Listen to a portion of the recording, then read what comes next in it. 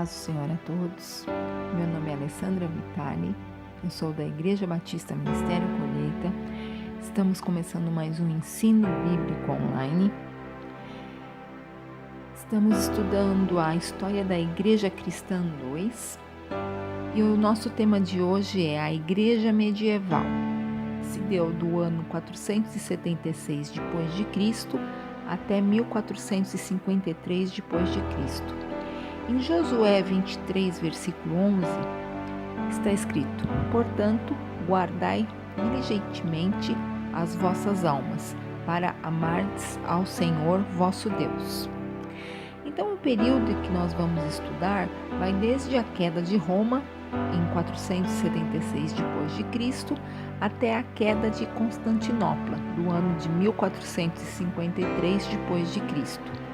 Esse período, ele marca o progresso do poder papal. O Papa afirmava ser universal e chefe da Igreja. O governo papal, ele foi bem sucedido nessa época, porque reprimia a tirania e a injustiça, protegendo os fracos e o povo em geral. De uma forma geral, o papado, no início da Idade Média, ele era favorável aos governantes justos e honestos, enquanto que os governos dos estados mudavam constantemente. O império da Igreja permanecia cada vez mais forte, sendo a Igreja a única instituição firme em meio a tantas mudanças de governo. Foi nessa época que alguns documentos falsos foram publicados pela Igreja. Circulavam na sociedade para aumentar ainda mais o prestígio de Roma. O maior documento que teve influência nessa época foi o conhecido Decretais Pseudo-Isidorianas, que ele foi publicado no ano de 850. Esses documentos eles eram aceitos sem contestação por virem de uma instituição ilibada, de boa conduta. Ninguém duvidou até então da autenticidade desses documentos, até que no século XII, e somente com o despertar da Reforma, que esses documentos eles foram submetidos a uma análise mais profunda. E foi comprovado que eram documentos falsos. No ano de 1054, houve o rompimento do fato entre a Igreja do Ocidente, com sede em Roma, e da Igreja do Oriente, com sede em Constantinopla. Uma excomungou a outra. A principal diferença consistia na divergência da procedência do Espírito Santo. Ou seja, a Igreja Latina dizia que o Espírito Santo procede do Pai e do Filho, e a Igreja Oriental declarava que procedia somente do Pai. Mas segundo as Escrituras, em João 14, 26 e João 15, 26, está escrito assim: Mas aquele Consolador, o Espírito Santo, que o Pai enviará em meu nome, esse vos ensinará todas as coisas e vos fará lembrar de tudo quanto vos tenho dito. Mas, quando vier o Consolador, que eu da parte do Pai vos hei de enviar, aquele Espírito de verdade que procede do Pai, ele testificará de mim. Então, o Espírito Santo procede, portanto, do Pai e do Filho. Então, nós devemos respeitar as palavras de Jesus, que na sua humanidade pediu e nos orientou que honrássemos ao Pai ao pedir o Espírito Santo em nome do Filho. Outras divergências tiveram também peso no casamento de sacerdotes, que na verdade era permitido na Igreja Oriental e proibido na Latina. Nas igrejas ocidentais havia a adoração de imagens e estátuas, e nas igrejas gregas orientais não se encontravam estátuas, apenas quadros. A hóstia também era sem fermento na igreja ocidental. E na igreja oriental, o pão era com fermento. Alguns príncipes e governantes se opuseram ao poder papal. Outros mais fracos não discutiam a autoridade imposta pela igreja. Existiram papas mais fracos e outros um tanto perversos, principalmente entre os anos de 850 a 1050. Esse período foi culminante do ano de 1073 ao ano de 1216. Cerca de 150 anos em que o papado exerceu poder quase que absoluto, não somente na igreja, mas também sobre as nações da Europa.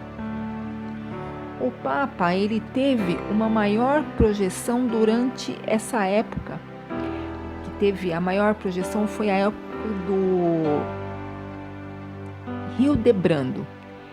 Esse era o único Papa mais conhecido pelo seu nome de família do que pelo nome de Papa Gregório VII.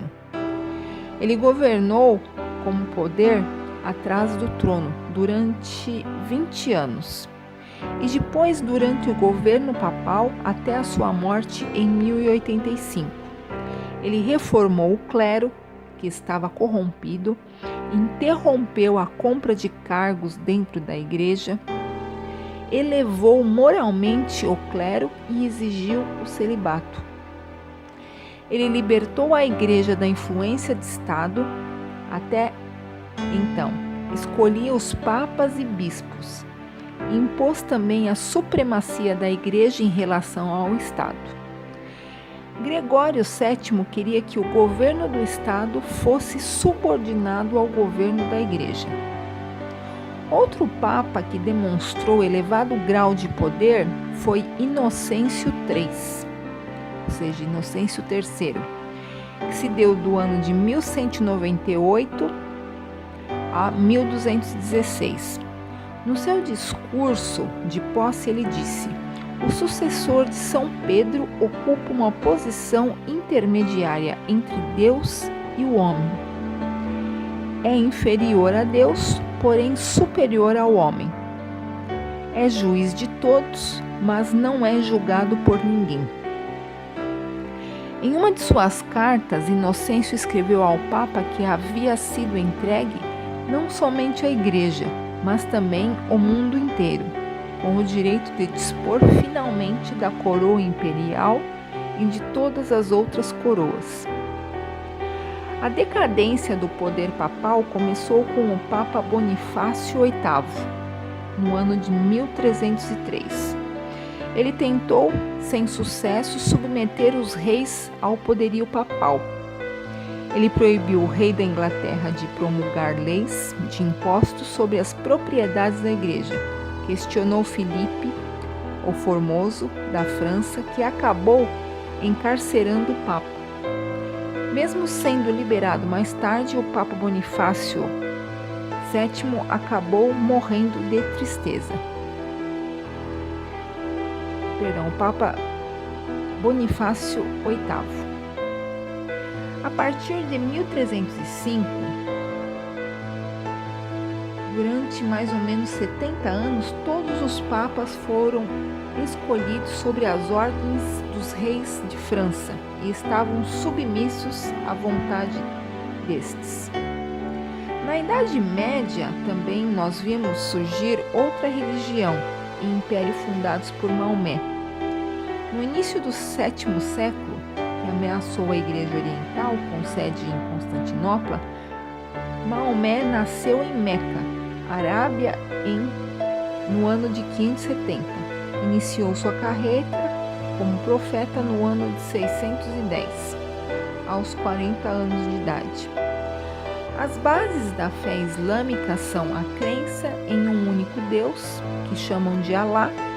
Todos os acontecimentos são pré-ordenados por Alá, que existem anjos bons e maus que fazem contato com um homem e que Alá fez a sua revelação através do Alcorão, que são mensagens transmitidas supostamente pelo anjo Gabriel a Maomé. E que Alá enviou profetas inspirados como Adão, Moisés e Jesus, e que o mais importante deles foi Maomé, sobre o Alcorão. Isso é o que eles acreditam. Então, Maomé ele impôs o islamismo por todas as províncias do Império Grego-Romano, as quais ele ia conquistando. Dessa forma, todos os países cristãos do Oriente foram conquistados e feitos discípulos de Maomé à força. Outro grande movimento da Idade Média foram as cruzadas, sob a ordem da Igreja, com o intuito de liberar a Terra Santa do domínio islâmico. As principais foram 7, e a primeira foi no ano de 1095, e a sétima no ano de 1270 ao ano de 1272. Elas foram um verdadeiro fracasso porque as lideranças sempre estavam em discordância, preocupando-se com seu próprio interesse ao invés do interesse comum.